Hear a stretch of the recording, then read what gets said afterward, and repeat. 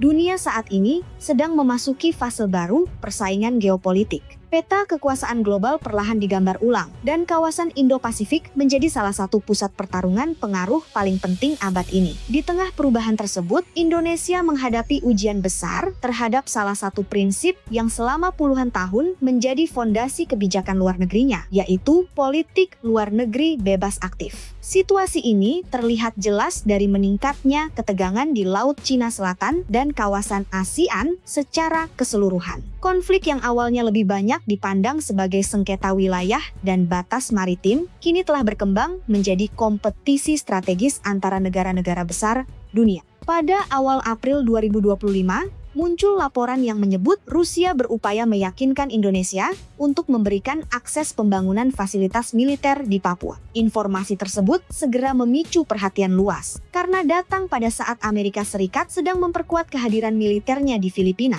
serta meningkatkan kerja sama pertahanan dengan Australia dan Inggris. Di sisi lain, China juga terus memperluas infrastruktur militernya di kawasan Kepulauan Spratly. Dalam kondisi seperti ini, muncul pertanyaan yang semakin sering dibahas oleh pengamat hubungan internasional. Apakah Indonesia mampu mempertahankan posisinya sebagai negara yang independen dan tidak terseret ke dalam orbit kepentingan salah satu kekuatan besar dunia?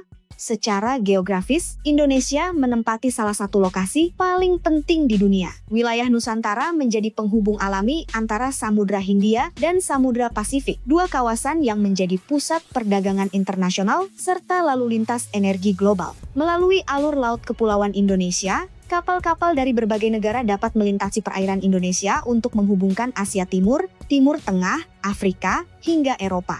3 koridor utama ALKI meliputi Selat Malaka, Laut Jawa, Laut Banda. Ketiga jalur tersebut menjadi urat nadi perdagangan internasional. Sebagian besar komoditas energi, barang manufaktur, bahan baku industri, hingga produk konsumsi dunia melewati kawasan ini setiap hari. Berbagai kajian menyebut bahwa lebih dari 40% lalu lintas perdagangan maritim global terhubung dengan jalur-jalur strategis yang berada di sekitar wilayah Indonesia.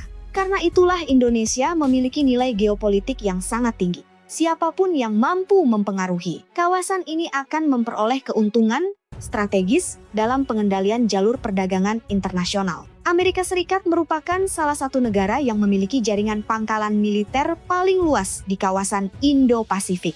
Bagi Washington, keberadaan pangkalan tersebut memiliki beberapa tujuan utama: menjaga jalur perdagangan internasional, membendung pengaruh Cina, mempertahankan dominasi strategis Amerika di kawasan, menjamin keamanan sekutu-sekutunya. Di Singapura, Amerika Serikat memanfaatkan fasilitas penting di Pelabuhan Sembawang, Pangkalan Udara Paya Lebar. Kedua lokasi ini menjadi titik dukungan logistik bagi Armada ke-7, Angkatan Laut Amerika Serikat, serta fasilitas operasional bagi sekitar 180 personel Angkatan Udara dan Korps Marinir Amerika. Di Filipina terdapat fasilitas militer strategis di kawasan Teluk Subic, Zambales. Salah satu aset paling penting Amerika di Pasifik Barat adalah Guam.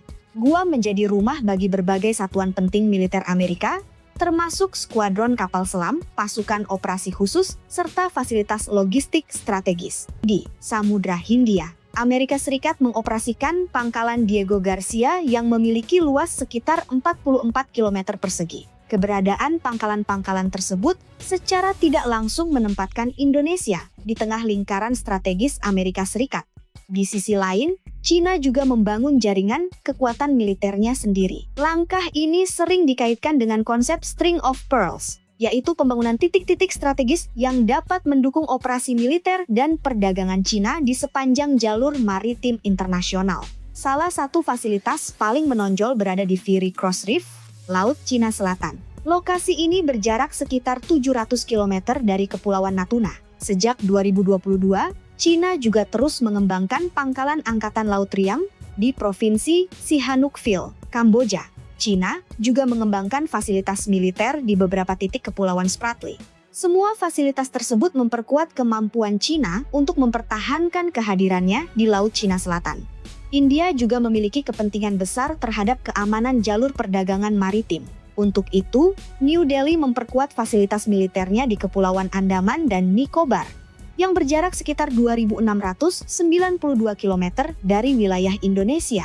Posisi geografisnya memberikan kemampuan bagi India untuk memantau lalu lintas maritim menuju Selat Malaka.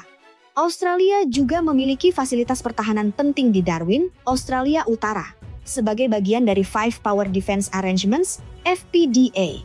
Inggris tetap mempertahankan jejak militernya di Asia Tenggara.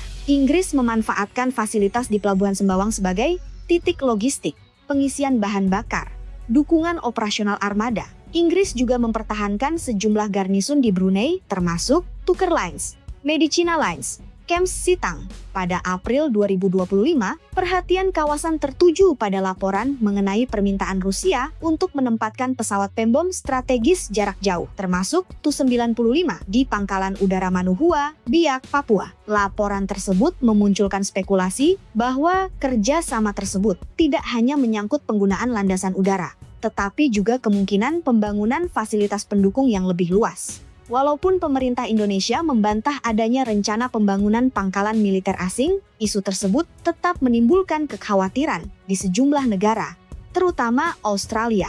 Hingga saat ini, Indonesia tetap mempertahankan prinsip bebas aktif. Alih-alih membuka ruang bagi pangkalan militer asing, Indonesia memilih memperkuat kapasitas pertahanannya sendiri. Natuna menjadi prioritas utama karena berada di garis depan Laut Natuna Utara. Upaya yang dilakukan meliputi penguatan pangkalan militer terpadu, peningkatan patroli laut dan udara, penambahan fasilitas pertahanan. Pulau Morotai kembali dikembangkan sebagai salah satu titik strategis pertahanan Indonesia. Papua juga memperoleh perhatian besar. Selain terkait isu keamanan domestik, kawasan ini memiliki nilai strategis karena berada dekat dengan Australia dan jalur menuju Pasifik Selatan. Realitas geopolitik saat ini menunjukkan bahwa ASEAN telah menjadi arena kompetisi pengaruh antara berbagai kekuatan besar. Amerika Serikat, China, Rusia, India, Australia, dan Inggris sama-sama berusaha memperkuat posisi mereka di kawasan Indo-Pasifik. Persaingan tersebut tidak selalu berbentuk konflik bersenjata. Bentuknya dapat berupa diplomasi, investasi strategis, kerjasama pertahanan, latihan militer, perang dagang, perebutan pengaruh politik. Dalam konteks ini, Indonesia berada pada posisi yang unik. Di satu sisi, Indonesia memiliki peluang besar untuk menjadi jembatan komunikasi antar kekuatan besar. Sebagai negara terbesar di ASEAN, Indonesia memiliki modal diplomasi yang cukup kuat untuk mendorong stabilitas kawasan. Namun di sisi lain, posisi strategis tersebut juga membuat Indonesia rentan menjadi objek persaingan kepentingan negara-negara besar. Karena itu, menjaga kedaulatan nasional tidak cukup hanya melalui diplomasi. Indonesia juga membutuhkan kemampuan pertahanan yang kredibel, pembangunan ekonomi yang kuat, serta masyarakat yang memahami pentingnya posisi strategis bangsa. Pada akhirnya, tantangan terbesar Indonesia bukan sekadar menghadapi tekanan dari luar, melainkan memastikan bahwa negara ini tetap mampu menentukan jalannya sendiri.